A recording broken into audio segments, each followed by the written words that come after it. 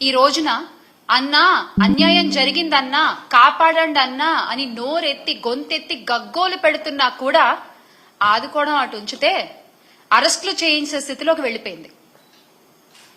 మొన్న తిరుపతిలో లక్ష్మి అనే ఆవిడ, మనందరికీ తెలుసు, జనసేన తిరుపతి ఇన్ఛార్జ్ అని చెప్పే కిరణ్ రాయల్ గారి వల్ల నాకు అన్యాయం జరిగింది, నాకు నయవంచన జరిగింది, నన్ను అతను వేధిస్తున్నాడు, నన్ను ఆదుకోండి అన్నా చంద్రబాబు నాయుడు గారు, పవన్ కళ్యాణ్ గారు అని అరిస్తే బయటకొచ్చి గొంతెత్తి అడిగితే కూటమి రాజకీయంతో పాటు పోలీసు వ్యవస్థ కూడా కలిసిపోయి ఆమెని జైలుకి పంపించే వరకు ఎవరు నిద్రపోలేదు.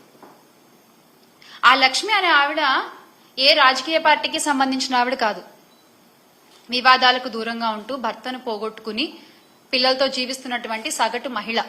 ఆమెకు జరిగిన అన్యాయాన్ని గుర్తెరిగి ఆమె బయటకొచ్చి దాని నుంచి బయటకొచ్చి మళ్లీ తన కుటుంబ జీవన పోషణ కోసం తనకు జరిగిన అన్యాయం నుంచి బయటపడితే తను ఆ కిరణ్ రాయల్కి ఇచ్చినటువంటి 1,30,00,000 తనకి తిరిగి వస్తే అది తన కుటుంబానికి ఉపయోగపడతాయి అని చెప్పి నమ్మి ఈ కూటమి ప్రభుత్వాన్ని సహాయం అడిగితే ఏం చేశారండి?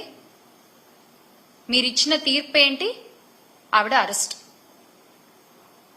అంటే బహిరంగ సభల్లో అధికారులతో సమావేశాల్లో మీ మాటలు కోటలు దాటుతాయి.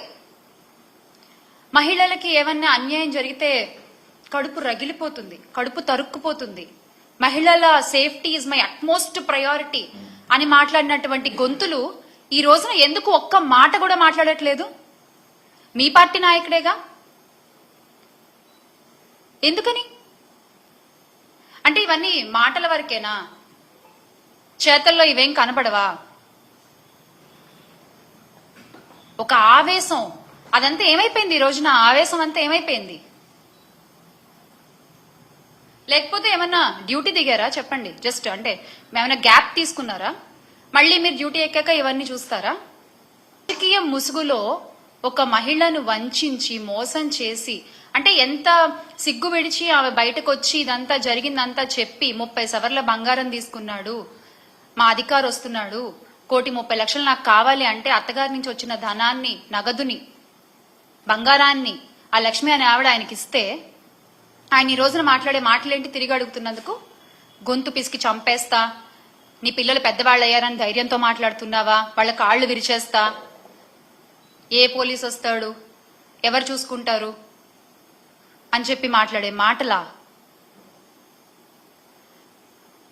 పార్టీ అధినాయకుడేమో మహిళల ప్రయారిటీ మాకు ముఖ్యం, మహిళల రక్షణ మాకు అట్మోస్ట్ ప్రయారిటీ అని మాట్లాడతాడు.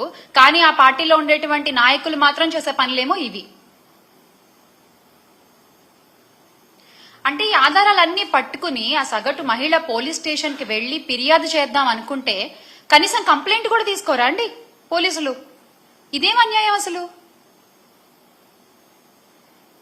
ఏం రాజ్యం నడుస్తోంది ఇక్కడ? ఇదే గత 5 ఏళ్లలో చూసుకుంటే ఫోన్లో దిశ యాప్ ని నొక్కిన, ఫోన్ ని షేక్ చేసిన, ఆడపిల్లలపై అన్యాయం చేయాలనుకున్న వాళ్ళని షేక్ చేసేలా, వాళ్ళ అంతు చూసేలా పనిచేసిన వ్యవస్థలో ఉన్న ఈ రాష్ట్రంలో ఈ రోజున మహిళలు భయంగా బతుకుతున్నారు.